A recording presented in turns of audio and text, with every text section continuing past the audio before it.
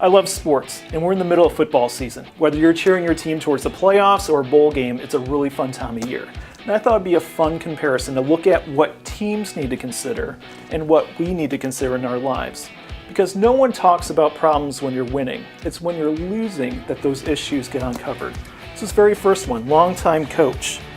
You know what, when we have a winning record, when we have a bunch of W's, we love our coach. He's consistent, he has a great program, brings in great recruits. But when we have a losing record, we need to start considering someone else. We need fresh blood, a new perspective.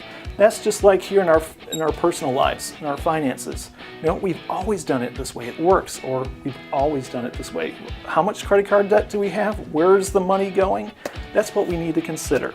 Rested. We want our teams to be rested. We want them to have fresh legs and be healthy. In a losing record, though, if you're resting, maybe that's creating rust. So when we're looking at our health, I've always been healthy, got a good annual physical, versus things aren't going well. I just got a bad call from the doctor. I don't know what that diagnosis is going to mean. I need to start working out.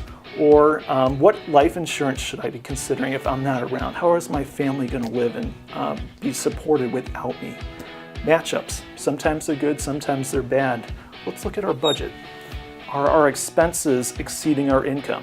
Sometimes when we make a good income, we never consider a budget. Money's there, why not just spend it? In home field, sometimes it's great to play in front of the home crowd because we have an advantage, but if we're losing, it's hard to get the crowd into it. And that's kind of like our dream home. We bought this home, we love this area, great neighbors, great school district, but when the finances aren't going good, this never should have bought so much of a home. How are we going to afford this? There's a lot of repairs, or we put too much money into this home over the years. We're never going to get it out with all our renovations. Or if I want to downsize, there's really not a market right now. So there's good and bad about the home. Chemistry. So we often hear about the locker room atmosphere, the teams really come together. That's the same as our family. We want to have chemistry. We want our family to be close. Sometimes money can really do that. Hey, we're going to enjoy this trip together. We're going to pass on money to the kids or grandkids.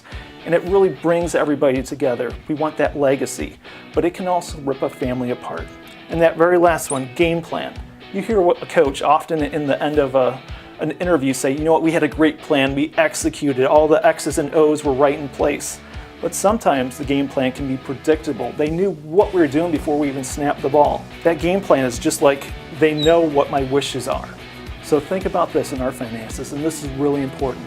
We want our family to know what needs to be taken care of. We know who's going to act and when, who are the trustees, who are the powers of attorney, who are the executors, what needs to get done and when by who. So it's easy to be a Monday morning quarterback and look at and point out everybody else's issues, but really stop.